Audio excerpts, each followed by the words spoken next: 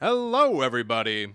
Hello, hello, hello. Hello. It's Wednesday. That's right. Wacky Wednesday. Welcome to Wacky. I don't like Wacky Wednesday. No, I don't either. I don't like that. I take it back. Pet peeve.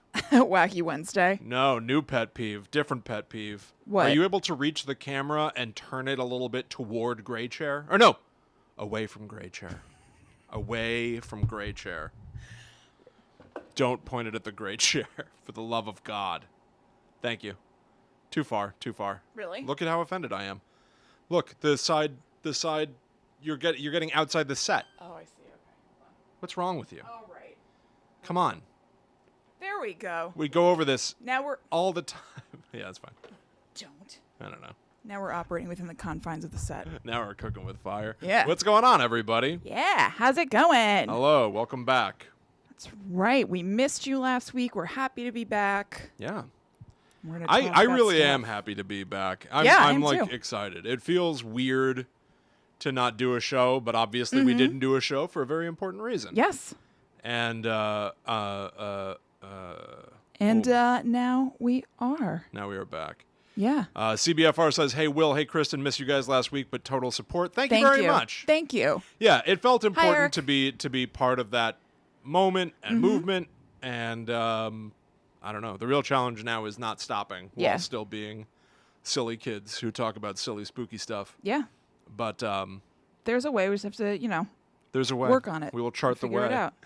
We will. We'll chart the... We'll lead the way. We're our own masters. Yeah, that's right. What's going on, everybody? For our own destiny. Whoops. How have you been? Have you been watching or doing anything spooky? Yeah. That you would like to shout out? I'm just sharing the show real quick. Hey, Andrea. Hey, please feel free to share this video, especially with having taken the week off. I want to make sure that we are able to get back on all cylinders. I think that might be the challenge a little bit. Okay. Hey, KB. Hey, Hey, Drew. KB. Hey, Luke. Hey, Drew, Luke, everybody. What's going on, everyone? Luke, put your cool new website/blog in the comments here. Yeah, it's awesome. Hey, Mom, Caitlin, Hey, Caitlin. Bobby. Thank you. Hello. Bobby, Mom. Hi, guys. Welcome, everybody. Welcome, you spooky friends. I'm kind of excited. This might be one of those shows where I regret how negative I become. I had a can you do? very hard time researching this week's topic. It was complicated, I everybody. think You'll understand. If this affects your, regret about negativity or not, I think that your opinion on this is pretty widely held. It is, but also I just didn't know what kinds of garbage was in here. Yeah, You know what I yeah. mean? It's like being like, we got to clean out the garage. Yeah, we all agree we got to clean out the garage. You're like, oh, I'm not looking forward to it. It's going to be dusty and gross. And then you go in and it's like spider webs and like, then you find that somebody like left like, I don't know, some old takeout in there or something. It's disgusting. It's like, oh man, I had to sift through the Amityville Horror. Yeah, Ew. yeah. I should have worn gloves. Like, it just doesn't feel good. Oh, Yo, that's Miss sweet. Sweetie. Awesome. Oh, hello, everybody. Oh, I'm so happy to be all cool. together again. So KB, is this Karen Avila? I hope you don't mind my asking. Because I saw that Karen Avila commented on Patreon that they were reading Home Before Dark, and KB is as well. So this might be a connection that I forgot or didn't know about. Riley Sager, is that who did The Final Girl. The Final Girl? Yep. That's right. Okay, I was thinking the other one, the Scooby-Doo one. Bobby, right. you're reading Annihilation. Is that the movie, the like sci-fi-y? The book the movie is based on? Yeah. Yeah. What are you trying to remember? Well, there could be multiple annihilations. I don't know. Oh, but okay. it's like, people that are like venturing into some weird thing where like the cancer cells make different growth happen. The bear that sounds like a lady. Is that Yeah. what that is? I could have just said that. I would assume. A Natalie Portman movie, I think. Yes. That would be sweet. Oh, Oh, damn it. boy. Boy, oh, boy. I was trying to share something quickly and easily, and Of I got course. logged out of something. Yeah, go for it. Okay. Hmm. Yeah, I didn't read Lock Every Door. I read the last time I lied. I started to read it and I fell off. I see you guys talking about Riley Sager books. I didn't love it for some reason. I'm a bigger fan of Riley Dingus, but Jeremy Ball has some really good stuff too. These are inside jokes that nobody outside of Kristen or myself could possibly understand. But thank you. That's putting starting the show on a good foot. Riley. Hey, Sarah. All right, sweet. Hey, Karen. Riley Dingus, Jeremiah Ball. Bobby says, yes, Annihilation, the book, is from the Natalie Portman movie. Apparently, the book explains a ton about the movie, and the movie explains a ton about the book. Oh, that's fun. interesting. So they have like a symbiotic relationship. I always kind of like that. Like a book can obviously give you different vantage points than a movie can, and vice versa. I think a movie can more granularly show you totally what's occurring. Actually, what we're talking about today, you could say that about. Is that right? Yeah, because there's the Amityville Horror book, there's the Amityville Horror movie. True. I mean, it's based on a true story, so it's a little bit of a different thing, but still. How true is the true story? I mean. Okay. You know. All right, well, we'll get into it. Yeah. I'm actually not going into it a ton. Oh, I'm really? acknowledging it. Oh. I think, William, that not for next week or anything, but I think this is a two-parter. Oh, no. No. I legitimately was, like, researching things about the Amityville Horror and started feeling, like, that gross feeling of just, like, when you watch a movie at, like, 3 in the morning and it's disgusting. Yeah.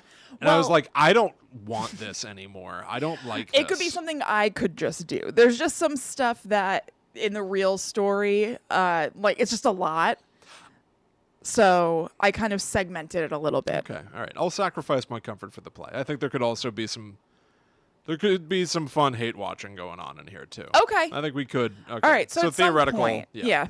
It's still going to be a complete enough. You guys aren't. There's no cliffhangers, but just like I could just have gone deeper, but time wouldn't allow it. Okay. Fair enough. Yeah. All right. Cool. I like this book talk in here. I don't believe in books. I've been trying to forget how to read. Yeah. For years. It just keeps creeping back up on you. Sucks. Once you learn, Can't you can't stop get rid it. of it. I'm trying. It's true. All right, you ready to go? Yeah, let's do it. All right.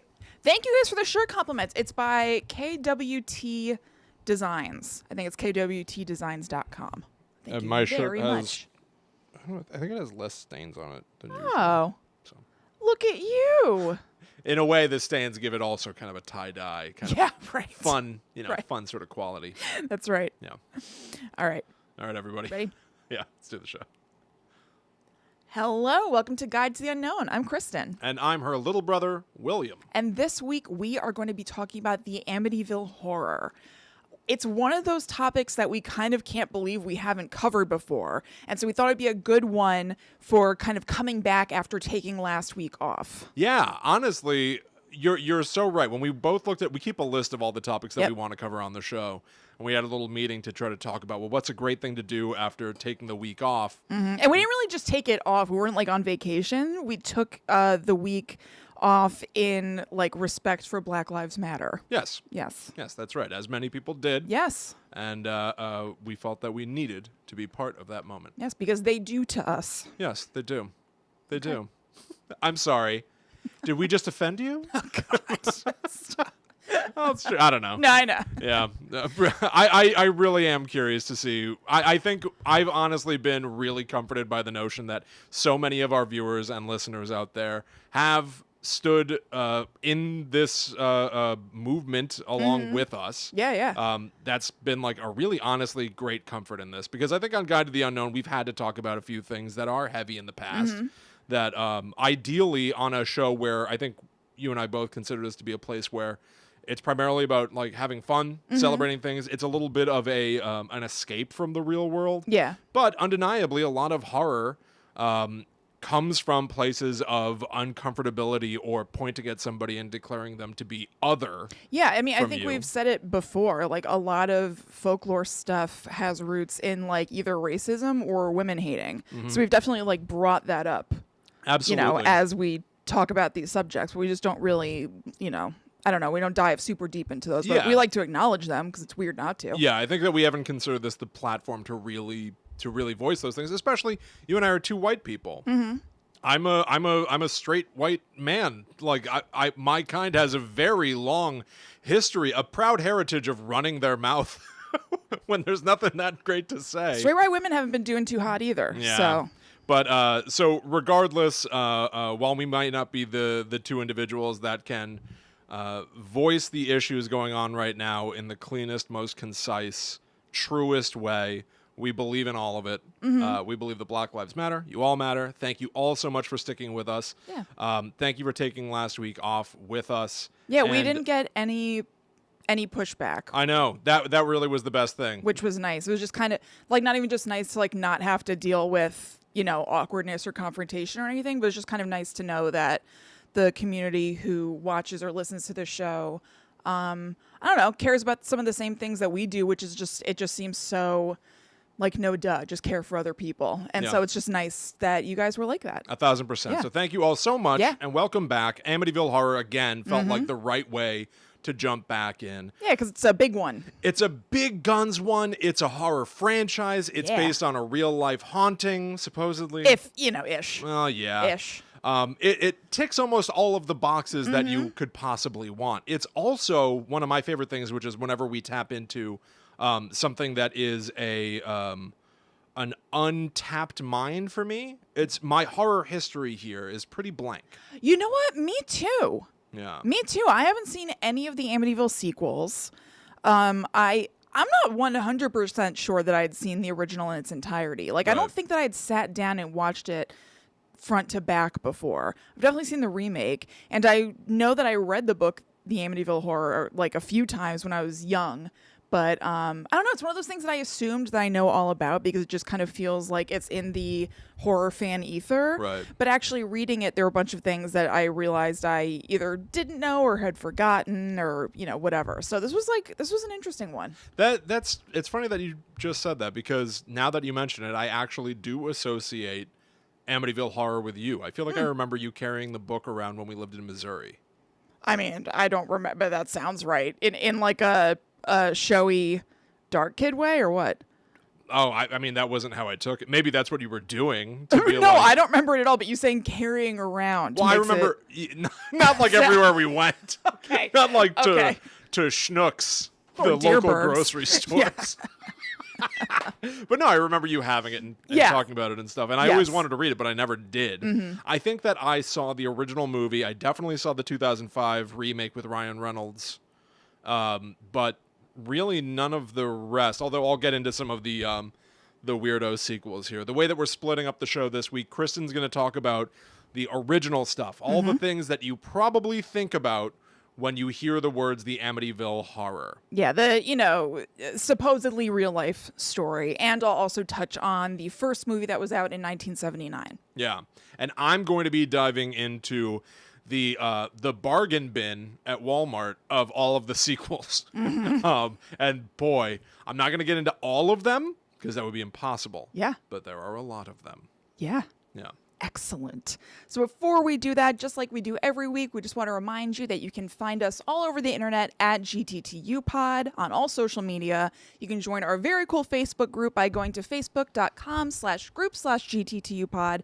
And if you're into it, you can go to patreon.com/GTTUpod. And if you donate $4 or more per month, you get a bonus episode of the podcast that comes out on the 13th of every month. So it's like there's a whole secret podcast over there that you just haven't had access to yet, basically. Plus, we do videos, movie commentaries, weekly screenshots of my notes for each episode. We're doing monthly live streams. And actually, this week, on Sunday, the 14th, we are doing a live stream over there on patreon.com/GTTUpod at 12 p.m. Eastern Standard Time to plan out the rest of our episodes for the month. Things got a little bit wonky because of us deciding to take last week off, so that just means it's 2 weeks of episodes. Right. But still, we talk to you live. We're just talking right to you and each other, so you get to kind of see what our planning process is like a little bit. You can suggest things to us, and you'll know what's coming up for the next couple of weeks on the show, which is pretty cool. Yeah, 1,000%. And also coming up is the 13th of the month, which I don't know if we've mentioned this quite explicitly on the show. Yeah. We've now shifted from releasing bonus episodes of the Netherworld Dispatch on the 15th to bringing them up to the 13th. That's right. That was the suggestion of our listener, Carrie. It was a very good suggestion. Perfect suggestion. So it means that on the spookiest day of every month, the 13th, you're going to get a bonus episode of the Netherworld Dispatch. It also means that on those random Friday the 13ths out there, you're going to get the real show and the bonus show in the same 24-hour terrifying period. Can you believe it? Exactly. Can you even believe it? Very fun. And the last thing I want to mention is that we have our merch store at tpublic.com/user/GTTUpod. And we had mentioned probably like a month or a couple of months ago that we were going to be donating all of our personal proceeds from our merch to a nonprofit, and we're still going to do that. We're going to see which nonprofit kind of needs it when the time comes that we get our payout, because luckily and awesomely, a lot of like anti-racism groups right now are getting a lot of funds and attention, and some of them are saying, hey, actually we kind of have enough for the moment, why don't you donate to XYZ? So when we get our payout, we're going to take a look and see which XYZ could use some help and then donate it there. But so you can find t-shirts, totes, mugs, pins, magnets, all kinds of stuff. Honestly, that all have they the Guides to even- the Unknown logo. TeePublic added masks too, and Oh, I yeah. didn't even realize it. That's right. That's right. So yeah. those are out there too. If you go over there, you can get some cool GTTU swag, and also you will be donating to a good cause. So just Yeah. something to think about. Yeah, absolutely. Yeah. All right, cool. All right. Let's go pay a visit to the scariest address on the planet, That's right. whatever the address is of the Amityville house. I believe it is 112 Ocean Avenue. Yes, it is. Okay. Okay. Although it's not called that anymore. They changed the name of that street. I know they got rid of the windows. Yes. Yeah. I think the house looks completely different now. I'm so somebody's gonna restore it someday, right? And it's gonna be a big. It's going to be a big deal. It's going to be like in the headlines that somebody's don't bought the know. Amityville Horror house and put those eyeball windows back on there. Maybe.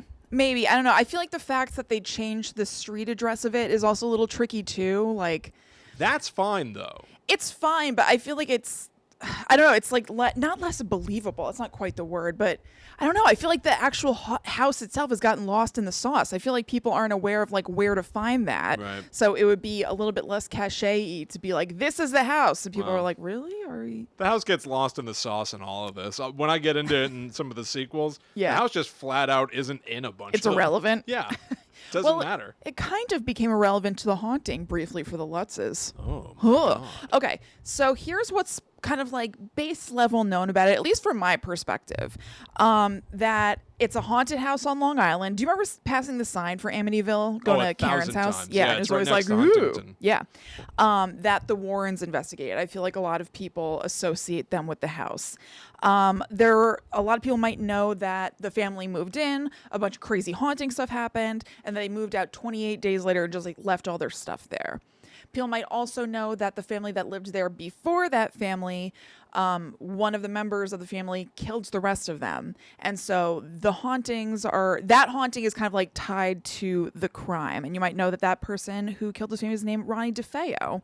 And you may also know that it's widely said to be a hoax. So but I just need to parse it out. Mm-hmm. So the believed story is that the DeFeo family, that was the killing. Yes. And then the Lutz family is who moved in and experienced hauntings. Yes. Okay. Exactly. It's pretty much best known based on the book The Amityville Horror by Jay Anson, and then there was a movie made in 1979 by the same way. By the same name. They made it the same way. By the same way.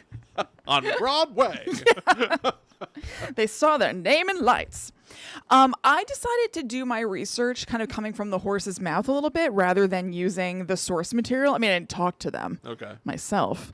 But instead of just going to the Wikipedia and reading like a summary of the book or whatever, I watched a special that was an old special from the History Channel that I found on YouTube, and that it's linked in the show notes, that has interviews with the Lutz family. Cool. And a little bit from Ed Warren.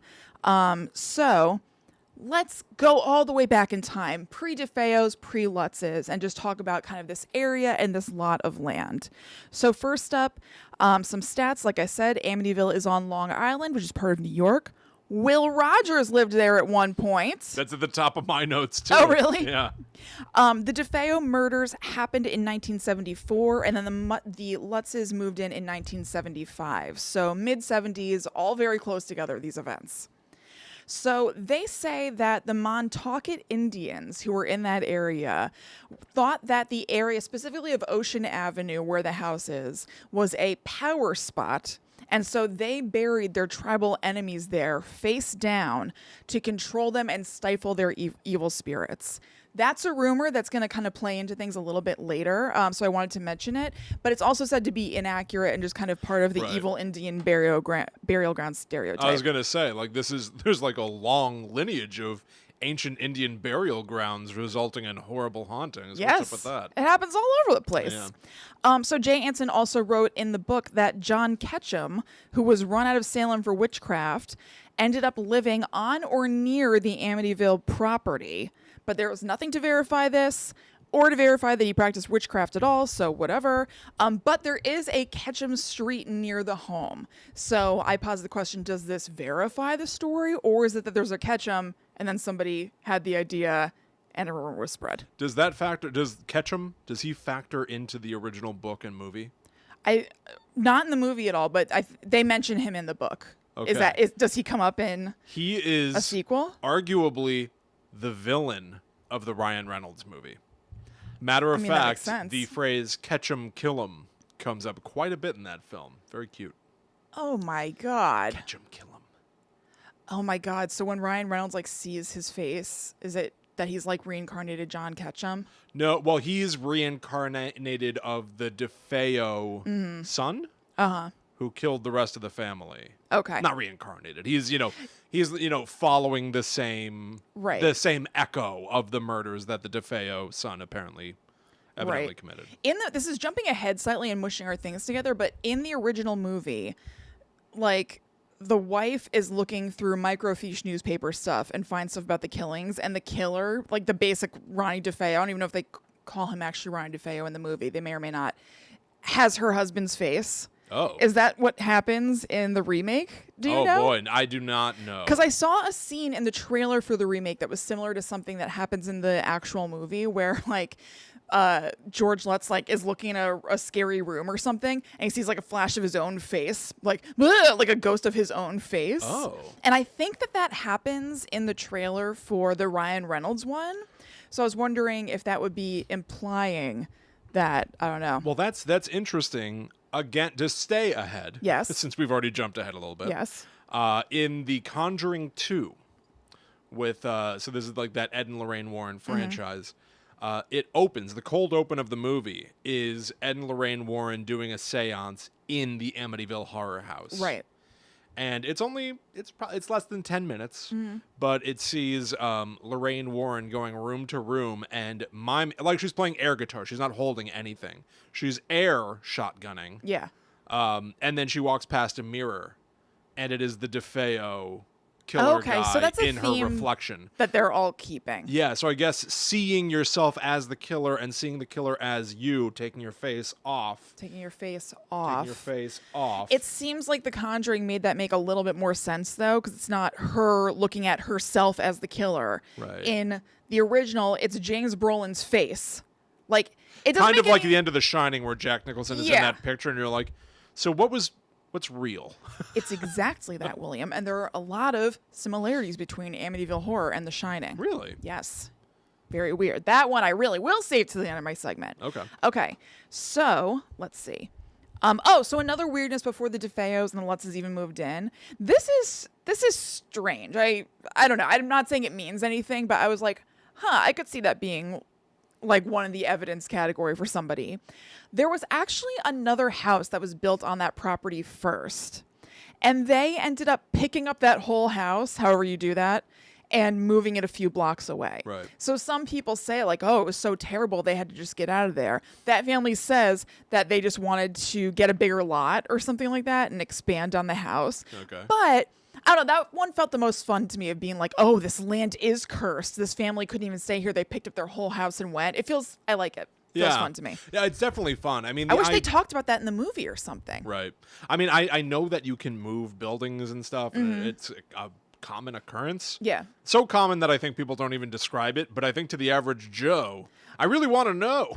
I know. How'd you pick that up and move it? How'd you move that house? I mean, think about like when you're driving, It you feels see like drastic. a house. I know, but it does feel like a drastic decision. Yes. So Yes, but it's not that big a deal. But it's enough to sound fun and like we have to get off this land. Yeah, You know. Also, Kathy Lutz says that every family that lived there experienced a tragedy, but that can't be verified. So she's saying everybody who lived on that land, there was a death. She said that somebody like drowned in the backyard in the pool or something, but it's not part of the records. So who knows? Okay, so now let's move to the DeFeo years. So the DeFeos were a family who moved to this big house from a small apartment in Brooklyn, and they had it was a pretty big family. So it was the father Ronald Sr., the wife Louise/mother, then the kids were Dawn, Allison, Mark, John Matthew, and Ronnie. So there's a lot of discord in this family. Apparently they fought a ton. They got violent with each other, especially the father, and it seemed to get worse and worse over time. And I think in the thing that I was watching, the implication, I have to say, the thing I was watching, it wasn't like too sensationalist or anything, but it was about a haunted house, so everything kind of leans like this was caused by the haunting or whatever. right. So if you were thinking in that way, the implication could be that it was getting worse and worse over time because whatever was in the house or on the land was affecting them and making them get worse and worse over time. But obviously it could just be because these things happen or whatever. Right. But Ronnie DeFeo said that as soon as they moved in, he noticed weird things right away, like the sound of pipes banging, people moving around, and the sounds of screaming. Besides this part of the story actually is largely devoid of any ghostly influence or activity, which I forgot about. I kind of assumed that Ronnie DeFeo and the DeFeo family experienced a bunch of haunted stuff, which then the murder was attributed to. And Right. I almost wonder if I'm just mashing the two stories together, or there's another story that I'm thinking of where something like this happened. I mean, I don't know. I'm really not sure. But this part is mostly straight up a true crime sort of thing. And then the ghostly stuff kind of comes later. Well, so I was surprised by that. That's one of the things that I always found kind of appealing, even in like looking up stuff about the Amityville Horror. Actually, it was the Conjuring 2 opening that made me think this. Like, there was, I guess, a thing or a belief that maybe you'll either talk about now or debunk or something, that when Ronnie DeFeo? Yep. So when Ronnie DeFeo walked around the house in the middle of the night with a shotgun, he was able to kill everybody, and yet nobody else jumped up out of their beds Yes. to investigate what was happening. Everybody was killed in their beds Right. without moving. How could they not have heard it? So it feels supernatural. Right. And I love the sort of like I love the rules of things. you Yeah. know? I love I love the idea that you can a police like squadron, whatever, the CSIs can come in and be like, well, they didn't move. Nobody moved. So that's baffling. We don't understand it, Sarge. Yeah, right. Because you're like, oh, you're out of your depth. You're not capable of Oh, understanding. yeah, this isn't your area of expertise. This is a paranormal crime. Yes, you're using science to prove that something non-scientific happened. Yes. I love that. Yeah, so that part of it is a thing. So exactly what Will just said is the case, is that he, shot his whole family. They were all in bed and none of them moved from their bed. You would think that maybe the other kids would hear the shots from him killing their parents and then run or something. Get up, run to investigate, or hide under their bed, or shout, run, try to escape the house, anything. Move Right. at all. No movement. And also the neighbors said that they didn't hear anything. So the theory about that is one of the few areas where there is some sort of like paranormal aspect to the crime, theoretically. A theory about that Hans Holzer, who's a famous parapsychologist, kind of posits in this thing that I was watching from the History Channel. He said that psychic phenomena can kind of like block physical things like noise. So like if there were, theoretically, it was kind of a quick one-off sentence like that. He didn't super go into it. But what I took from it is that if there was some sort of entity that was kind of urging on Ronnie DeFeo to be doing all this, that was almost enveloping him, and it created some sort of muffler for this entire situation. The world's best muffler Yes. is help from a demon. Yes, I straight up thought you were, apparently. I really thought that you were about to like give the Mythbusters answer of like, so No, I don't know the myth. here is how it really probably could have happened for the sound not to travel. And then when you went, so What he said is there's a psychic bear, and I was like, what? Like, I thought you were about to, like, explain the...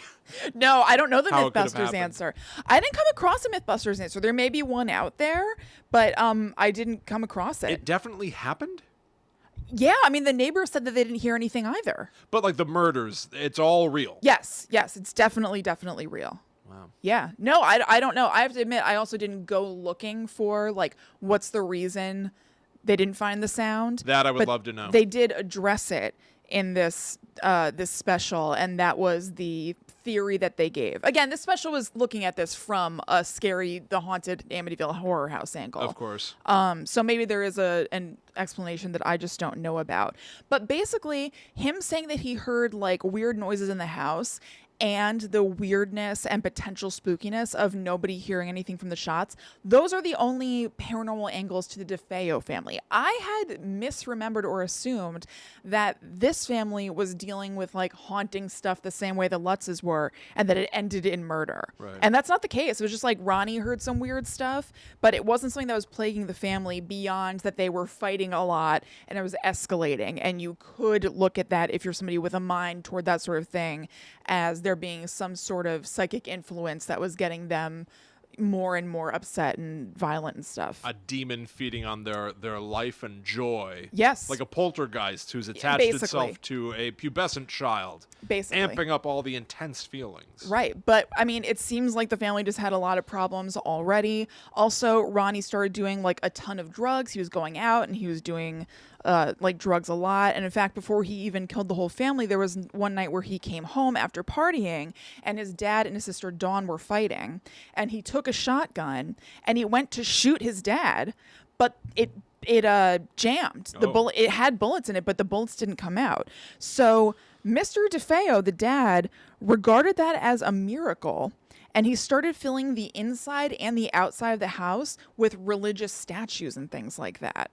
So he was like, thank God I got a free pass. Now I'm really going to, show God my stuff in gratitude, and or kind of have a lot of talismans around to keep warding off this kind of thing. Also, Ed Warren says that the dad went to St. Joseph's Shrine in Canada to bring a priest to the home to perform rites of exorcism there 6 months before he was killed. St. Joseph's says they have no record of that. So I don't know, but it seems like Ed Warren was bringing that up in this special to kind of say like, oh, if there was nothing wrong with this house at all and this was all a scam by the Lutzes, then how come Mr. DeFeo brought a priest in before any of the bad stuff even happened? Yeah. So, take that for what it is. There's also a woman who worked with the DeFeos as a housekeeper, and she said that Mrs. DeFeo told her that there was going to be a horrible tragedy there. So from these two things, some people gather that the parents had a increased sense of foreboding and kind of, not exactly, but kind of had a sense that something really terrible was coming. Mr. DeFeo is putting up religious stuff all the time to kind of ward away evil. Mrs. DeFeo is saying something bad is going to happen. It seems like they kind of had some dread. But also, if the family is fighting more and more violently all the time, you would say that. Right, yeah. You Everything know? is escalating. Right, exactly. So the night of the killings, what happened? And this also could have a little supernatural angle to me, but to me, it's like semi-cut and dry. I don't know. I just feel like Ronnie DeFeo was suffering from some mental health issues, and he was doing a ton of drugs. The simplest answer is often the correct answer. Yeah, this family has like tons of turmoil and violence in it. Ronnie DeFeo has been known to be violent before. Maybe not before he moved to this house. Let's say I literally don't know about that. But I don't know. I think you could lift out everything else, and this just seems like a totally normal, sad story. 1,000%. Also, not to say something that, I don't know. Well, whatever. So the response to the gun jamming when he originally tried to kill his dad was, okay, God intervened or whatever. Fill the house with religious Like iconography. object. Yeah. It just feels like... like shallow.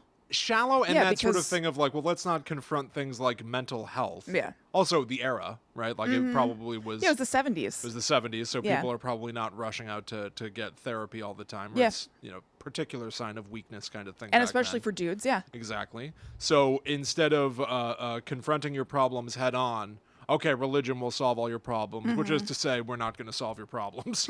And a very just kind of like tokeny kind of religion thing. I Right. mean, literally like Put them physical all around the tokens. house because it helped me once. Yeah, rather than going to church or getting super into it. I mean, actually, for all I know, he did that too. I don't know. But yeah, I don't know. It just seems very surface level. So here's what happened that night. Not in gory detail, just kind of broad strokes. So one night, Ronnie came home and he was watching a movie when he says that he heard all this whispering around him. And he imagined it was his family whispering around him and kind of like conspiring. And he was just super duper paranoid. And then he said that someone with black hair handed him the gun and he went room to room shooting the whole family. So another piece of this that makes people harken back to this like made up Indian lore thing is that the family was all lying face down while they were sleeping. And they had said that the Montaukett Indians buried their enemies face down. And so people were like, oh, the way the family is mirrors the way that the Native Americans, buried their evil people. But it just doesn't. Right, because then the I implication... think it's chicken or the egg, too. I'm really not sure that people had... I could be wrong. I'm not sure that people had this idea about this lore about the Montaukett Indians until the DeFeo family was all shot face down. Right. I don't know. I'm just not sure. So that's what happened. The next day, he turned himself in. He pled insanity at trial, but the jury didn't buy it. They didn't believe that he was insane at the time of the murders, and he was sentenced to 6 consecutive life sentences. Wow. And he has now gone back in it and said that somebody else came in and did it. He may have even gone back on that since then, but just, really, if you take out any whispers, any paranormal, any Lutz family moving in afterward, it really just sounds like a sad domestic violence. You know what's great story. about The Exorcist? A lot. The movie, the book, that we all know that Reagan McNeil is possessed by Pazuzu. Mm-hmm. We all know that. Yeah. That's a fact in that movie and book. There are demons, and religion, I guess, is the way to fight it. Uh-huh. But the great thing about it is when the priests come in, they don't go, hey, yeah, let's do an exorcism. They say, listen, there are a lot of things that this could be. Have you considered taking her to a doctor? Right, she goes and gets an MRI. Yeah, have you considered all these things? Mm-hmm. And so they try to eliminate common medical issues. Yeah. I don't know. Do they get into mental health in that at all? I don't know. But like when you say to me that Ronnie DeFeo heard whispering. Mm-hmm. Now listen, I'm not a psychiatrist, obviously. Yeah. I need one. Yeah. But Don't so we all? Ronnie DeFeo hearing whispers from his family. I've seen things online where people have played or constructed the audio that somebody with schizophrenia is said to hear, and it sounds like whispering, telling you that you are, worthless, ineffective, extremely, extremely negative, oppressive things. When I hear that, my mind doesn't go demons, my mind goes mental health. I know. So that's why I wonder, I didn't see anything, and I did look for this. I didn't look super deep. I didn't see really anything that was attributing it to demons or anything at the time that it happened. I think that maybe looking back through the lens of the Amityville Horror and the Lutz family can give you that view. Yeah. But I don't know. I mean, I don't know. Even him saying that he heard bangs and stuff in the house, were those interviews after the Lutz family came in? And so you kind of look back at your time with the knowledge that the family that moved in after you had this extreme haunting and wonder, well, what did I hear that could have been a haunting? Yeah. Totally reasonably even. Like, not even looking to lie. It just makes you interpret things differently, I'm sure. Totally. It would make me. Yeah. I would wonder. Absolutely. So now let's talk about the Lutz family. So George and Kathy moved into that house 13 months after the DeFeo killings. It was very, very soon after. And their broker did tell them about the DeFeo family and the whole thing. They had full disclosure right off the bat. And the family discussed it together. And they decided, and they say it in the movie, well, houses don't kill people. So, let's move in. It's really sad that happened. But, this is a beautiful house. It's perfect for our family. So let's go for it. Right. But they did decide to have the house blessed because of the history. They wanted to move into it, but they also were like, let's hedge our bets and have a priest come in and just do a blessing real quick. So the priest, when he came in, noticed that when he was doing his blessing in the sewing room, it was especially cold. Like, he walked in and the temperature was very different from everywhere else, but he kept going. And then he heard a deep voice say, "Get out." Then he says that he felt like he was slapped in the face. So lots of activity up in the sewing room. Just slapped? Just a slap in the face. Doesn't that feel mini? Like, doesn't that... I don't want to get slapped. Me neither, but it is kind of funny. For some reason, I get slapped by a ghost. I still think about this. This had to be 20 years ago that our cousin had a nightmare that Maleficent from Sleeping Beauty slapped her in the face, and we thought it was so funny. She was like a child. She was teeny, right. and Will and I thought it was hilarious for some reason. It's so funny that like your idea of the worst thing that could possibly happen is a cartoon witch might slap you. It's all relative. Slaps are the worst thing that can happen. I know. I think it's very funny. But maybe that's all the energy that this particular demon could conjure up in the moment, just like that scary guy with the penny in Ghost. It's all he could conjure was a slap. So he slapped the priest. The same guy that played Buggy Ding Dong. Buggy Ding Dong. You know him. So on the way out, the priest told George and Kathy, I think this is weird. I don't know why he didn't like full disclosure it. Maybe he thought he was crazy, actually. I don't know what I would do, I guess. But on the way out, he told George and Kathy not to spend too much time in that room or make it a bedroom. But he didn't seem to elaborate and say, I heard a deep voice say, get out, and I got slapped. Hold on. He's already there to do a blessing. Yeah. It's not his area of that. What do you mean? He should have done an exorcism then or something? Tell them you got slapped, bro. Maybe he was shocked. I don't know. He's there because he believes in God and the devil. That's a good point. He got slapped by an invisible force up there. Why are you holding that info back, Father? That's a good point. Shock. Come clean, Padre. Come clean, Padre. Why are you holding your cheek? I think it was... How come your eyes are all watery? He couldn't take it in the moment. So soon after that, George only starts to feel intense cold, and he starts to get obsessed with building fires. He's constantly having a fire in the fireplace. He's obsessing about there being enough firewood. That's a theme that is in both the original Amityville Horror movie and the remake. Lots of chopping firewood outside and getting gradually more and more like nuts and angry while you're doing it, basically. Best scene in the remake. Ryan Reynolds with a deranged look on his Sans face. blouse? Is that... Sans blouse. Making his wife's kid. I don't think it's his son. Oh, you're right. He's forcing him to hold logs. You're right. On a stump for Ryan Reynolds and then chop him. I actually remember that. That scene is scary. Scary scene. Yeah, you're right. That is a scary scene. I forgot about that. So yeah, and the family usually gets along really well, but they all start fighting. They also start experiencing, all of them now, temperature fluctuations. They can often smell perfume really strongly, just randomly in spots. There are black stains on the bathroom fixtures. In the movie, it's like black goo coming out of the toilet and out of the sink and stuff. Doors are slamming randomly, and there's a fly infestation in the middle of winter in the sewing room. So that's one of the things I most strongly associate with the Amityville Horror is the flies all on a window.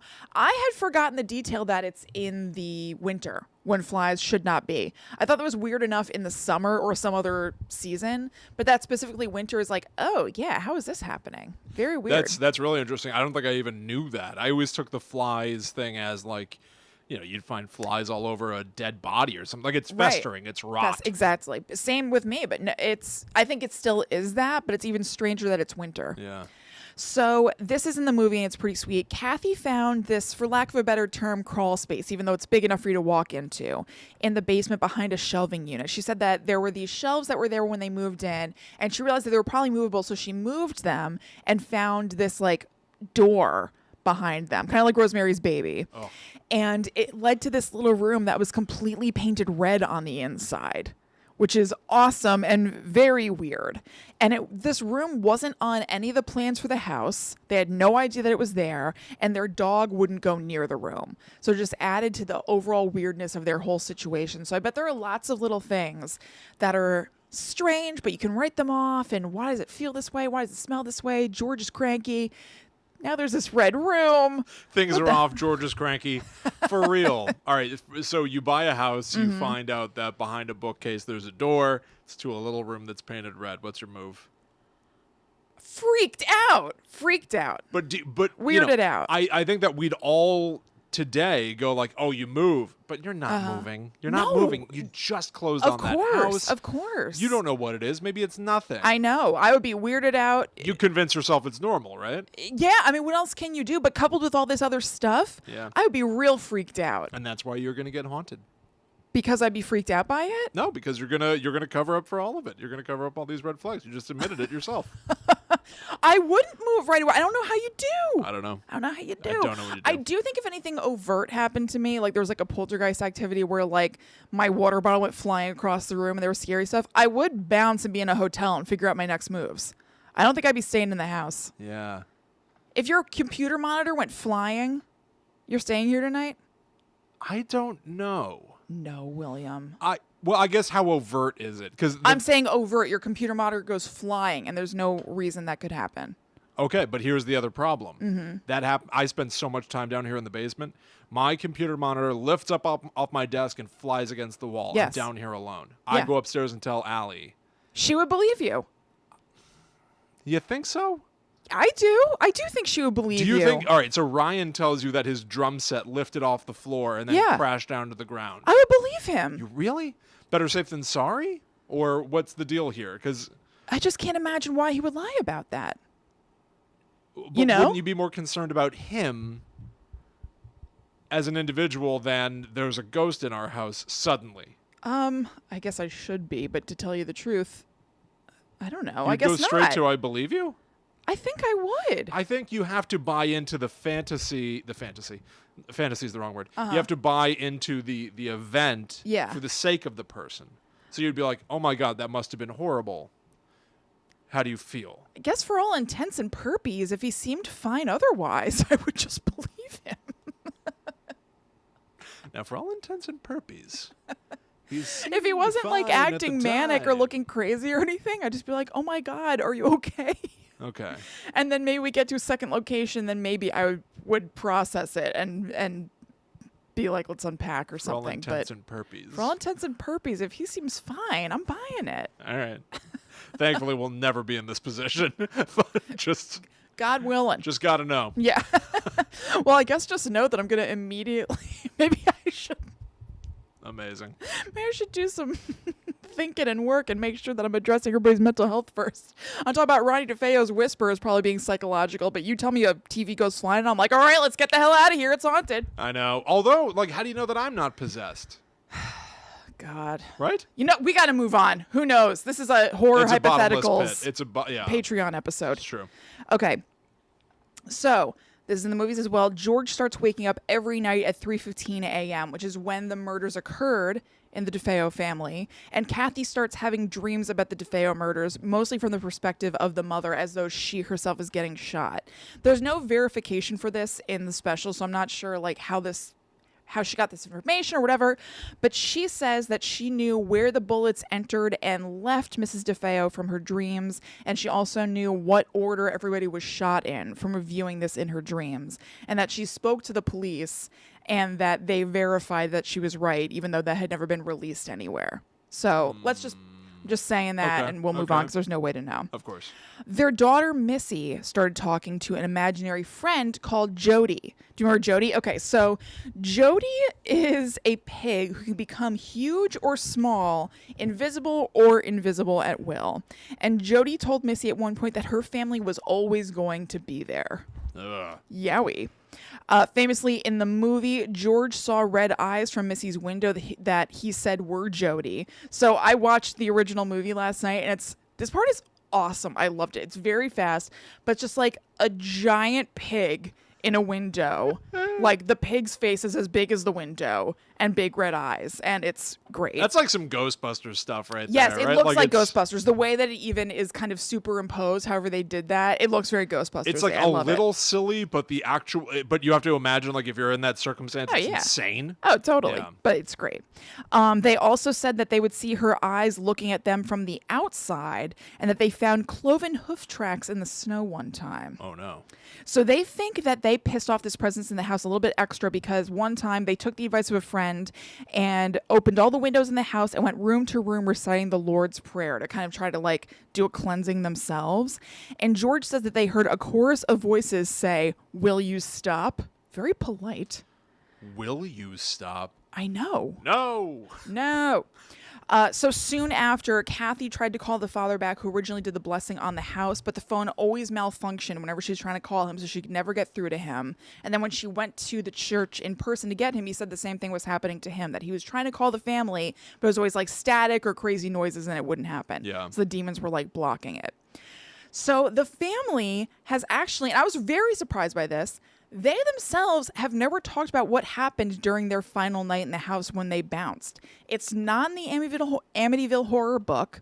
They obviously show it play out in the movie, but it's just fiction. I mean, this could all be fiction, but you know what I mean. They say that it's just too frightening and upsetting to revisit, and they never want to talk about it.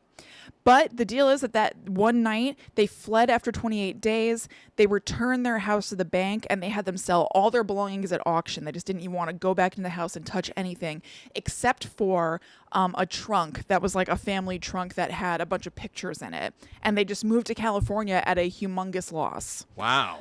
So apparently, though, and I didn't remember or know this, they still had trouble once they moved, and they didn't elaborate on that a ton either. But they said that they left the house, but it seemed like something kind of stayed with them until, and this was an aside that, again, it's too much to look into, until the Archbishop of Canterbury performed a rite in his church for them, and it helps lift some things. Oh, that's it. That's the whole...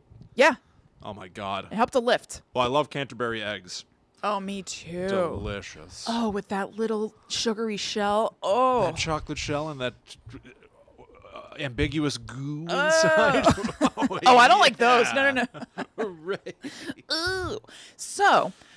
Also, famously, families have moved in since, and nobody has experienced any sort of paranormal activity. And so in this special, they said, why do you think this happened to you and nobody else? And Mrs. Lutz had an interesting answer.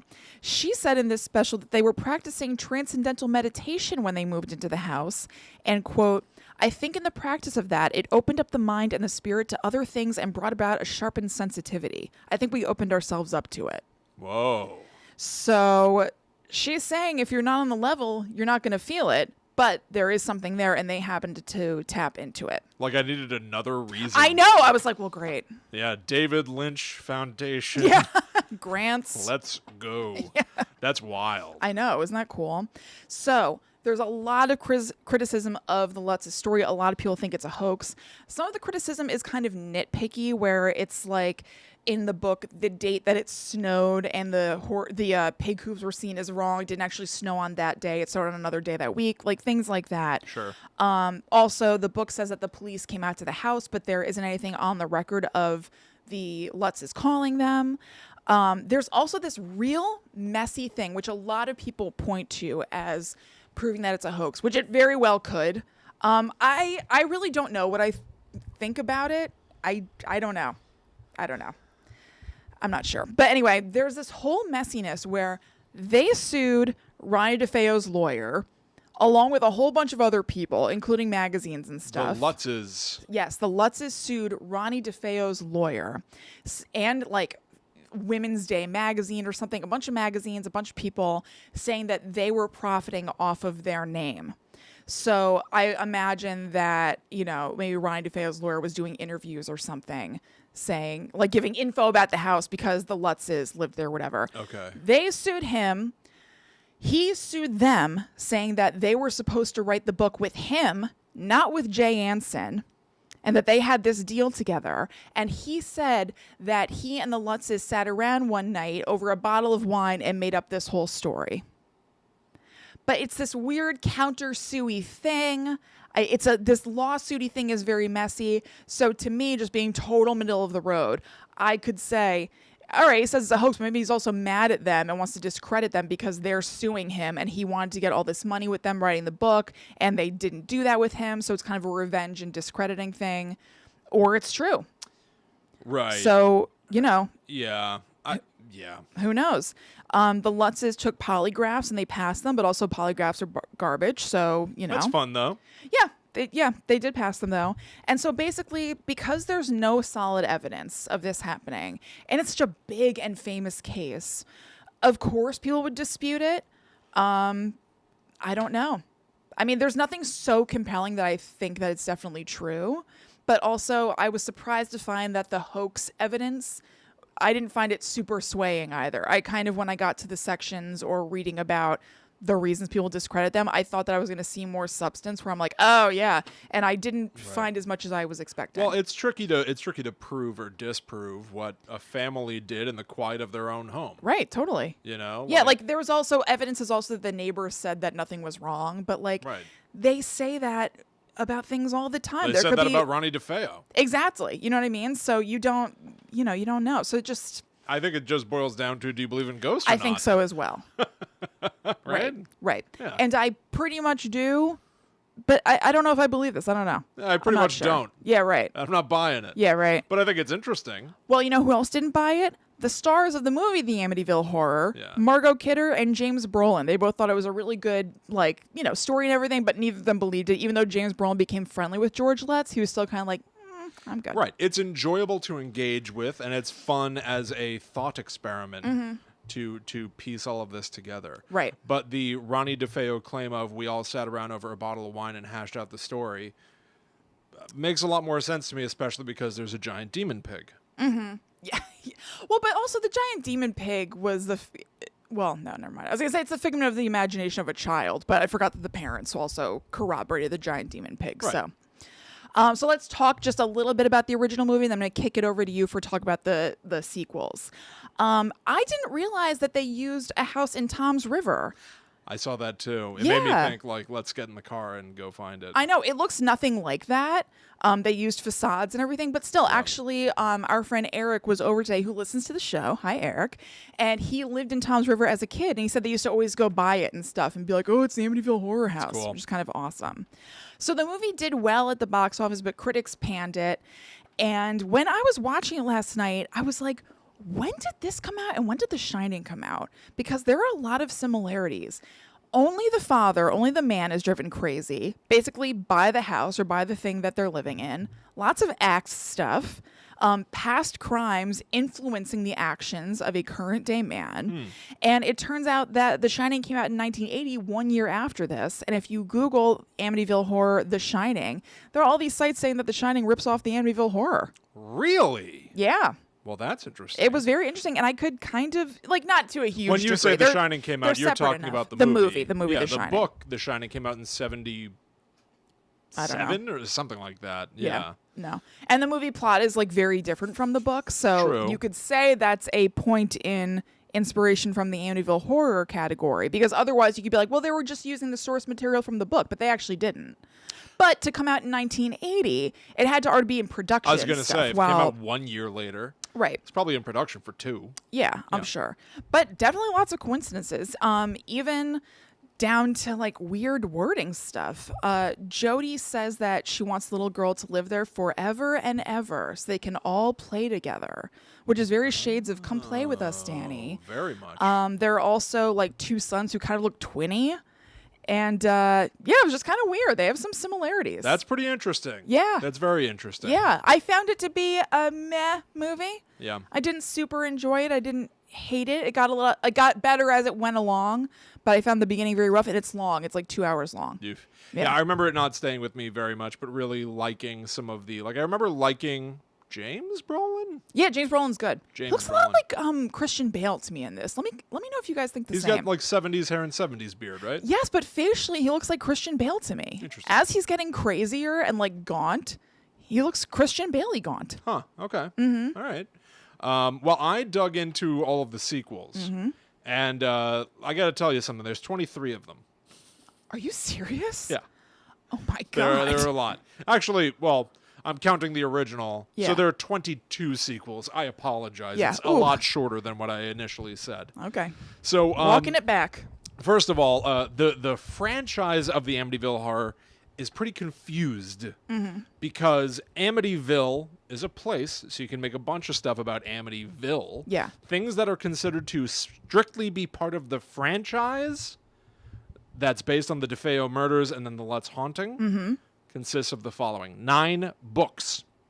Amityville Horror, Murder in Amityville, Amityville Horror Part 2, The Final Chapter, The Evil Escapes, Curse, Horror Returns, Nightmare Continues, High Hopes, The Amityville Murder, just any possible configuration. I don't have much on the books. And it's from all different people, scattered. Everything I'm about to tell you about is way scattered. Okay. It's all over the place. A million different people writing books and making movies. Now, some of those books did serve as the basis for some of the movies that were made. In 79, we got the Amityville Horror. Obviously, you just talked about it. 3 years later, in 82, we got Amityville 2, The Possession. Amityville 2, The Possession is a prequel to the Amityville Horror based on one of those books that I just mentioned. I looked it up, and it's very, very similar to The Exorcist, down to there being an exorcism. And, by the way, spoilers for all these Amityville sequels. I'm not sure that anybody cares. If you do, I don't know whether to apologize or not, or you should be thanking me for saving you time on a lot of these sequels. The demon jumps out of the boy and enters the priest. Okay. To the point where you're like, why? Really? You're going to do that? Yeah. We've seen that, and that's a lift. Huh. Also, a lot of weird incest in these Amityville movies. Oh, like the, houses possessing them to do stuff, or? Presumably. Yeah. Yikes. Yikes. Then 1 year later, we got Amityville 3D. Now, this I have very strong memories of because growing up, our dad backed every incorrect format of movie you can imagine. Proudly. We didn't get Blu-ray, we got HD DVD. We didn't get, DVDs. We got Laserdiscs for a long time. Granted, Laserdisc came before, whatever. So Laserdisc, these gigantic, they're literally the size of audio records. Yeah. But they're giant DVDs, basically. They're rad. I got one hanging on my wall right now. Hell yeah, me too. So Amityville 3D, we had on Laserdisc. Yes. And I remember I used to shop through all of the Laserdiscs that we had. His dad had these boxes and boxes of record. Yes, it was very fun. Containers I of would all too, these. just look at the covers. Yeah. So I remember pulling out the Amityville 3D Laserdisc all the time to look at it because it was the Amityville house with the very iconic evil eyes. Yep. And then there was this poorly composited weird three-fingered hand reaching out of the front door. Yes. Yeah, I guess like a demon hand. It looked like a lizard or a dinosaur hand. Absolutely. It looked terrible. It looked like the dad from Dinosaurs. Oh my God, yes it was did. Reaching out to grab you. So I looked into this a little bit. The only notable thing to say about it is that Lori Loughlin and Meg Ryan are in this. Oh, weird. Yeah, isn't that weird? Huh. There's Amityville Horror. It's not even called Amityville Horror anymore. Yeah. Amityville 4, The Evil Escapes. They moved from movies in theaters to television movies at this point. This one's not even at the spooky house. This one sets up a disturbing trend that will follow the next few movies. The Amityville house, which you could argue is essentially almost the main character of this franchise. Yeah, it's the constant, certainly. Yeah, the Lutz family haunting is the big event. The DeFeo murders are the preceding, catalyst. Yeah. Mm-hmm. But everybody ends up abandoning that house. Yeah. It's the house. The house is the antagonist. House. You think about the house. Amityville 4, The Evil Escapes on TV. All right. No house? No house. Somebody bought at a garage sale or something a lamp from the house. Oh, wow. That has a demon in it. Okay. And the lamp is killing people. So the house is... The demon in the house is not in the house anymore. It's in the lamp, or there are a bunch of demons in the house, and they're trying to spread outward through appliances, kind of like the brave little toaster. Oh, God. I was born to stick in this wall.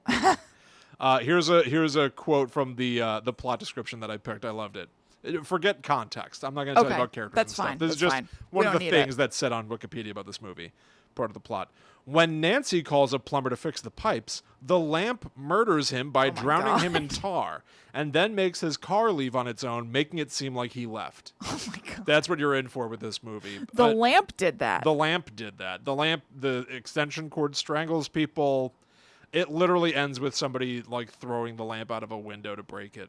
Is it campy and fun, maybe? No. Oh. They said it sucks. Oh. Okay. It turns out that none of these movies are good. Yeah, how strange. All of the reviews are well... And yet they kept making them, 23 movies. Many. We're going to skip one now called The Amityville Curse. Uh-huh. But now we go direct to video.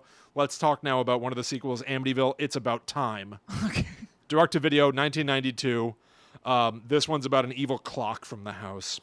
Oh my God, it's so weird they decided to go this angle. Now they just go with stuff that was in the house. The lamp was so successful, they decided to go clock? I think it had to be this. It must have been a logistical problem-solving thing to go with artifacts from the house rather than the house itself. The house has very, very, very recognizable architectural features. If you're not able to get the house with the 2 scary eyes, you're screwed. You better get that lamp that everybody loved the clock that everyone remembers. You better figure out some reason why the That's location of the Amityville Horror is not important anymore. Yeah, I guess and they that's went with stuff in the house is haunted. It's the rationale. Now, sometimes this could be a decent solution. Friday the 13th, the TV series, is about an antique shop where every antique in there is haunted, has a backstory, it's cursed, it kills people through X reason. Okay. Very fun. Yeah. But those are also like hour-long episodes. Yeah, right. These are like full movies. Right. Whatever. So anyway, Amityville, it's about time. It also made me think about... That's crazy. We did our Scream 4 commentary. It's up on patreon.com/GTTU pod. And somebody says in that movie, they're like, yeah, the 5th one had time travel. It was the worst. And I almost think that they were referencing this. Maybe. So horrible things happen throughout the movie. Somebody melts in this movie. It just says on Wikipedia, like, yeah, they melted. Here's a snippet, without context from Wikipedia of the plot. Meanwhile, at the Sterling residence, things start to go terribly wrong with Lisa's boyfriend Andy melting into the floor, Leonard encountering goo, and a zombie that rises out of the bathtub. Oh my God. There's a lot of goo in the first one, so Yeah. I guess they're following a proud tradition. I guess, and the goo follows Leonard in Amityville, It's About Time. My God. All of the horrible stuff that happens in the movie gets rewound. The main character, every time you try to defeat this clock, it'll de-age you into a baby so you can't destroy it, or age you up into an old person so that you can't destroy it, which is kind of fun. It's kind of, honestly, reading some of this, it got so zany, they went so wacky with it, it started to feel a little goosebumps to me, which is not a great thing, but it's a good thing. I feel like if that's its intention, it could be fun. I Sure. can't tell what kind of movie this is. I know. Just from, reading or hearing about it. At some point, the clock has affixed itself to the wall of this new house, and so when you're trying to destroy it, you can't. But it's like stuck to the wall, like Harry Potter magic style, like it's immovable. Yeah. And so breaking through the wall, they see that the gears of the clock are now going up into the walls of the house. Like tree roots. Yeah, like that's kind of fun. That is cool. So anyway, time rewinds way back to the beginning of the movie when when the dopey dad or whatever came in and was like, I found a clock. And the main character girl immediately grabs it out of his hands and smashes it and stomps on it. Like that movie I've never seen, Funny Games. Yes. Spoiler alert. Oh, God. For Funny Games. Oh, God, Funny Games. Sorry. No. And he goes, now, why'd you do that? Why'd you smash that clock? And she says, it's about time. That's why. Oh, boy. Wah, wah. Ba-da-ba, ba-da-ba.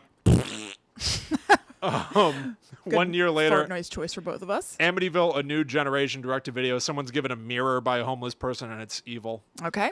Amityville Dollhouse in 96. This one was featured in the 2010 book, 150 Movies You Should Die Before You See. Oh, my God. In which reviewer Steve Miller wrote, don't bother asking why someone built a dollhouse replica of a place on Long Island, and don't ask how it ended up in a shack in the desert, or how it became filled with evil. The writer and director barely gave any thought to the subject. The film is rendered even less scary by the fact that no one seems particularly distressed by the weird developments. I kind of like the idea of there being a dollhouse of the Amityville house. I also got Goosebumps vibes from this one. It turns out that the family living in this house, they find a dollhouse that's of the Amityville Horror house, which is weird. It's not a dollhouse of the house we're in right now. Yeah. Turns out it is a dollhouse of the house they're in right now. Oh. The original Amityville Horror house was razed to the ground, and only some of the architectural features remain. Okay. So one of the big ones that's still there is the fireplace. The fireplace between the big real house and the little dollhouse are a connected portal. So if you go through the fireplace in one, you come out the fireplace in the other. So the whole movie has gigantic, monstrous flies. Yeah. Because presumably they flew in through the dollhouse I fireplace. kind of like this movie. I kind of like it. It kind of made me want to watch it. Yeah. Amityville Dollhouse. I'm kind of into it. 1996. I am particularly enamored with the idea of a model house inside the house it's a model of. Yeah. We just rewatched Knives Out, and there's one in that movie that's not even used at all, but I just love seeing it. Yeah. I'm way about that. I'm actually kind of on board with that. Yeah, I like that. Finally, in the franchise, they made a decent one again with the Amityville Horror in 2005 with Ryan Reynolds. Mm-hmm. People didn't like it. I kind of did. Yeah, I remember thinking that it was like pretty good. I didn't have any bad feelings about having watched it. I remember it being kind of like one of those movies that makes you feel a little gross. Yeah.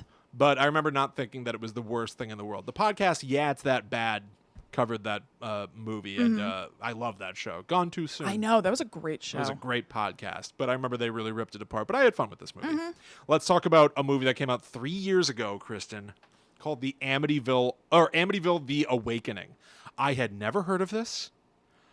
I don't know about this at all. This thing, it took 5 years to make. They were shooting it over the course of 5 years, so much so that people in the movie age over the course of the film. Really? Yep. Like Boyhood. Yes. It stars Jennifer Jason Leigh, Bella Thorne, Cameron Monaghan, and Kurtwood Smith. Do you know Kurtwood Smith? That dreamy guy from Urban Legend. I have to look. Yeah, I think he was also in Dawson's Creek, kind of bad guy. All right. He's got thick eyebrows. Kurtwood. I know that you had a big crush on Kurtwood Smith. Tell me when you're finished Googling. Anyway, let me explain for our listeners out there in the world. I made a mistake in my own notes. I thought that Kurtwood Smith was that dreamy guy from Urban Legend. That's Kerr really Smith. Funny. That guy's Kerr Smith, so I was close. Kurtwood Smith is the dad from that 70s show. Anyway. Kerr Smith was on Riverdale last season. Oh, is that right? Yes. Kerr Smith, Kurtwood Smith. Yeah. Right? That's really funny. I Googled it. I don't think that they're related. It'd be kind of weird if they were. Why? I don't know. Kerr and Kurtwood in one family. It's kind of surprising. But maybe his name is Kurtwood Smith Jr., you know? And he goes by Smith. Kerr. Right. Yeah, I guess you're right. Exactly. Yeah. Dumbass. You're a dumbass. I think it's weird. I think there's like an Uncle Kurtwood and then a nephew Kerr. Yeah, you're not wrong. All right, so... so the family moves into this house, into the Amityville Horror House. The organization is that there's a mom, the father has died, the daughter is our main character basically, and her twin brother is catatonic. He can't move. He seems to maybe even be in like a coma, although he's awake. I don't know. Okay. They have a younger sibling also who's like, he keeps talking to me. He's saying a lot of curse words at me, which doesn't make sense because he can't move, he can't talk, and by all accounts, he's catatonic. So now that they're in the house, she starts making friends with kids around town who are like, hey, you live in the Amityville Horror House. And when I say that, I mean literally the Amityville Horror House. Her friends know about the story. Yeah. Her friends have seen the original movie. They come over to the house and they watch the original Amityville Horror House in this house. Okay. I almost feel bad spoiling this one. This movie also seems to be a bit gonzo and probably not good. Reading the plot made me think this is actually kind of charming. I'm still going to keep spoiling it. Yeah, fine. Yeah. That doesn't mean I wouldn't watch it, so that's fine. So they start theorizing as weird stuff is going on and the brother is getting like weirdly healthier. They start theorizing like, hey, maybe what if he's getting possessed? Like, what if demons are using the fact that there's basically like an empty vessel here to jump into a human body and move around? And I guess at some point the main character lets it get enough in her head that she walks up to her brother in his bed who can't move or anything. I should also explain. He has been getting better. Okay. And the doctors have determined that he might have locked-in syndrome. Okay. Which is literally your body won't move. You're just in there and you can't communicate at all. So they hook him up with one of those screens where he can look at letters on a keyboard basically and spell out messages and stuff. So then she walks up to him and she goes, is there someone else in there with you? And he looks at the screen for a while and he spells out, yes, help. Oh. Which is very scary. Yeah. Long story short, it turns out that her mother, it's no mistake that they're in the Amityville Horror House. Their mother, in a desperate move, decided to turn to help from demons to revive her son. She figured moving into the Amityville Horror House What a weird movie. Right? I'm kind of into it. I know. I'm surprised. They referenced the Red Room, which nothing else had. And I was actually very curious to see if you would bring it up as part of the original story. The Red Room is the source of all of this power. It's in the original movie, too. Okay. So in here, they're literally hoping that the Red Room will give Cameron Monaghan the ability to move and speak and stuff. And also, like The Shining, he gets up and starts coming after the family with an axe and stuff. And, careful what you wish for. Right. Because, yes, your son's able to get up and move spirit, around now. Yeah, he's got the spirit. He's got too many spirits. Yeah. And he means business. He's grumpy boy. He goes bonkers. He's a grumpy boy. I honestly, Amityville Awakening 2017. Sounds pretty good. I think there was a lot of, trouble with the production of this movie, and it got shelved for a while. Like, a million things went wrong. A million things went wrong making this movie. Yeah. I'm actually kind of charmed by the descriptions that I've read of it. Yeah, I'm into it. That's the official franchise. I'm not going to cover really any of the other stuff. Okay. But there's so much other stuff. Yeah. Kristen, there's so much other stuff. So there's a lot of stuff to dig into and explore. Oh my God. I just told you home. about the official franchise. But when I said that there are 23 movies, I'm talking about the whole, if you look at this from, the top-level perspective, all the Amityville movies, here are some of the other ones that don't make the cut for the official franchise, but are part of that count of 23 Amityville movies. By the way, some of this stuff is shocking. I didn't get into the legality of being able to use the name Amityville, but something must have happened recently. Between 2015 and 2017, 11 movies were released with the word Amityville in the title. You're right. Something must have gotten freed up. 11. That's crazy. By the way, I also tried to find this out. Amityville. Yes. Amity Island in Jaws. We just projected Jaws in the backyard here, had a little movie night. We did. It was very nice. Every time I watch Jaws, I wonder, what's up with Amity? It means friend in French. Is that what it is? Ami? Mon ami. Oh, maybe. Right? Yeah. Mon amity. Mon amity. Will. Mon amity. Will. And Will Rogers lived in Amityville. And Will Rogers is right here. Oh my God. What does it mean? Nothing. So here's some of the outside I know there's thumbs. also a character named Amity in maybe Jerusalem's Lot. No, Salem's Lot. Or something They're like that. named Amity? Yeah. There was an Amity in, what's it called? Castle Rock. The previous season of it, which I know is a mishmash of Stephen King books. Right. And so I think that character in that storyline came from Salem's Lot, I believe. Has anybody Just worth mentioning. Has anybody made the metaphor that watching things like Castle Rock, where you just kind of take from all of the things you like and put them all together, that it's like when you make that giant Thanksgiving sandwich the day after Thanksgiving? It is like the Thanksgiving sandwich. And sometimes it tastes really, really good. Yeah. And then sometimes you did it and it's a little too late, and some of those ingredients don't really go together anymore. And yeah, sometimes the cranberry sauce makes the bread wet. Yeah. Has anybody really talked about that? I don't know. But it's a good metaphor. Thank you. So some of the outside Amity films. Amityville Haunting, Amityville Asylum. There's one called Amityville Death House, which stars Eric Roberts. Okay. Came out in 2015. Wow. Yeah. It was directed by a guy who also did a movie called Sharkenstein. Okay. So...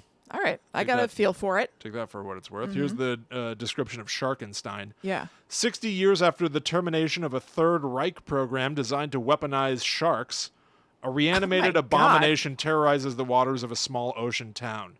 Yeah, paging Jaws, all right. Right. Paging Dr. Jaws. All right, there's the Amityville Playhouse, the Amityville Vanishing Point, which is credited as being directed by an 18-year-old. Okay. Which could be a charming lucky break. Could be a charming distinction, but then I saw the trailer.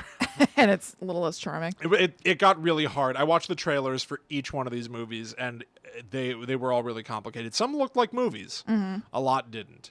Amityville Legacy, they go back to that idea of things from the original Amityville house are haunted. This time it's one of those stupid little toy monkeys with the symbols. Okay. That thing is haunted. My God. That thing is haunted in this movie. Amityville Terror, Amityville No Escape, Amityville Evil Never Dies, Exorcism, Mount Misery Road, The Amityville Murders. Will, Mount Misery Road, we talked about in episode 80 of the show. I covered Long Island haunted stuff, and there's Sweet Hollow Road and Mount Misery Road. That's right. So that makes sense for there to be an Amityville Mount Misery tie-in. So Wow. listen to episode 80 if you want to hear about that. Wow, good call. Thank you. How did you know the number? because I looked it up while you were talking. Really? You saw it in my notes? Yes, I did. Wow, look at you. I know. Look at me. Amityville Island. And then the only other thing that I really have to shout out about this at all is that there was a direct parody of Amityville Horror in 1984 called Bloodbath at the House of Death. Vincent Price is in it as a 400-year-old demonic satanic monk. Okay. He says something about something like, I've been undead for 400 years and it's really grating on me. Some terrible line like that. I'm over it. Spoiler alert, turns out the satanic monks are all aliens. Okay. And then the movie ends with them taking off in a spaceship and going, not again. Oh, my God. Sounds like quite a flick. Bloodbath at the House of Death. Excellent. I'll never see it. No. Anyway, those are all the terrible Amityville Horror movies. And I'm not kidding Awesome. when I say that they're terrible. I watched the trailers for a lot of these. Yeah. And all of them employ some of the really obvious horror tropes of like, and like just like close-up shots of things in the dark. Nothing's lit. Uh-huh. And the camera just gets really close to stuff that you can't even tell what it is and lingers on it and goes like boom, boom, boom. I don't know what I'm looking at.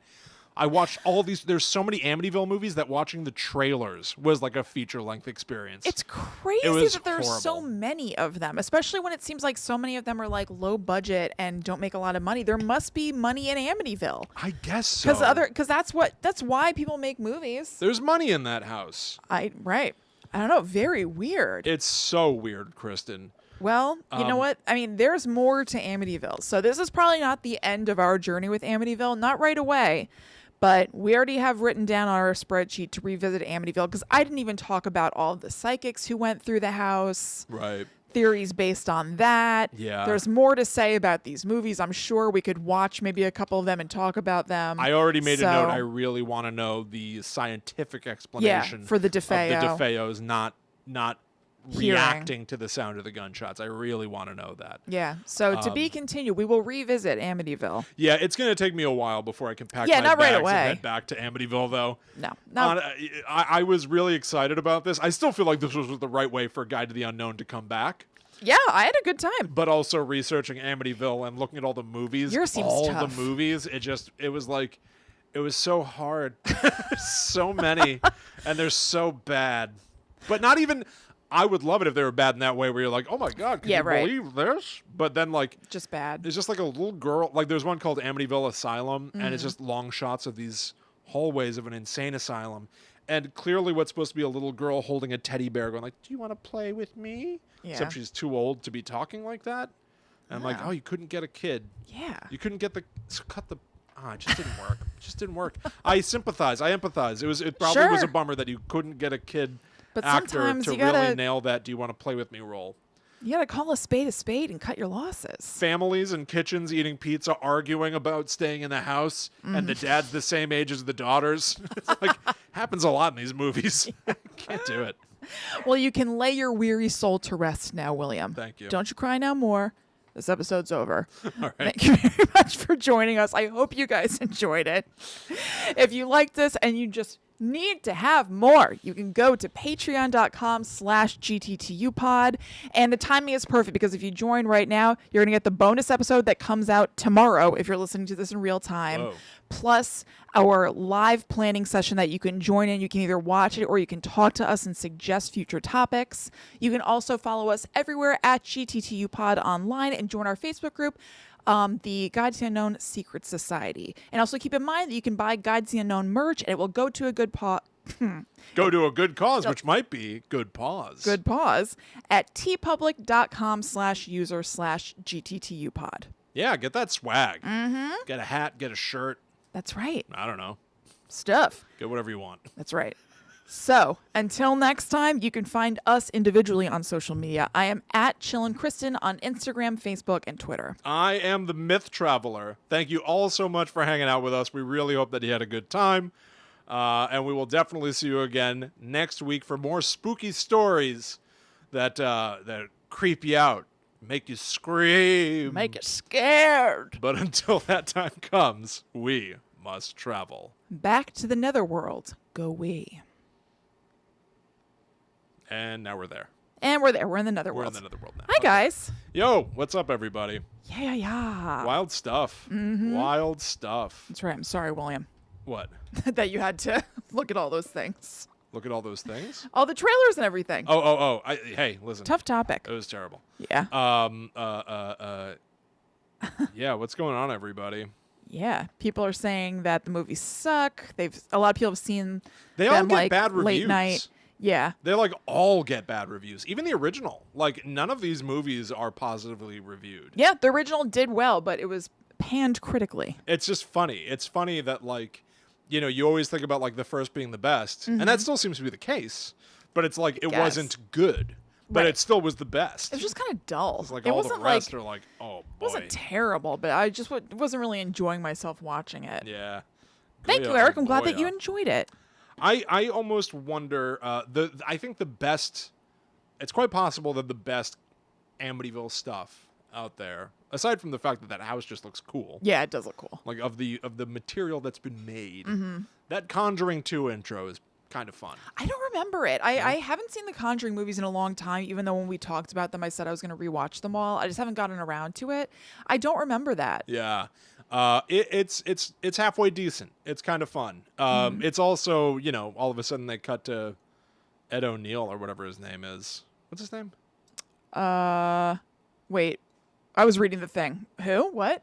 Ed, who played Ed Patrick Wilson. Oh, Patrick Wilson. Who's Ed O'Neill? Ed Is he the O'Neill? dad from... Yes, from Married with Children. Hey, who's the dad on Unhappily Ever After? Oh, God, that guy. Who's I don't know that what his guy? name is. Hang on. Yeah, look that guy up. Anyway, they cut to Patrick Wilson. He's got those Elvis sideburns, and I think about him singing Fools Rush In to children. And Yeah, I know. Blah. Oh, this guy. This is, I guess his name is Jeff Pearson? This guy plays a cop in things all the time, I think. Yeah. In like Dexter and stuff. Eric hit us, yeah. Yeah, Dexter, Unhappily Ever Anti-racist, After. let's go. Yeah. Glad to be back, Andrea. Thank you very much. Yeah. Oh, hey, hon. Cool. Wow. Thank you. We have a feast. A bean feast. A bean feast. All right, everybody. I think we All gotta. right, I guys. think we gotta go to We get have our to bean go feast. partially because you'll know about it soon. But we have we're guesting on another podcast and we have to record that in a little bit. Yes. And we'll give you more information about that when it's out. But thank you very much. We're Yeah, very thank happy to you. be back. Thank you all so much for sticking with us. Yes. Staying vigilant with us. One other thing that I want to say: next week we're going to be recording on Tuesday. Yes. 1 week from tonight is my wife's birthday, so we're going to take Wednesday off next week. So we're going to do a live stream on Tuesday instead. So join us Tuesday. Yep. But we'll post about it on social media and stuff too. So don't worry that you like have to remember it. But just so you guys have the jump, that's the deal. Yeah. Cool. Real quick, hold on. CBFR says there's supposed to be a reason why they didn't hear the gunshots. The crime did not happen the way it is commonly accepted. New evidence suggests that there could have been a second shooter in the DeFeo killings. Did you know that? No, I did not know that. We firmly believe there was indeed a second gun involved in the commission of the crime. Katzenbach said. Interesting. Katzenbach. Okay. We'll have to look into that. Yeah. All right, everybody. Thank right, you all guys. so much. We'll definitely see you next time. We'll see you next Tuesday. Yep. Again, Tuesday instead of Wednesday. And talk to you all soon. Thank Yeah. you all so much for hanging out with us, and have a great night. Have a good night, guys. All right, bye, everybody. Bye.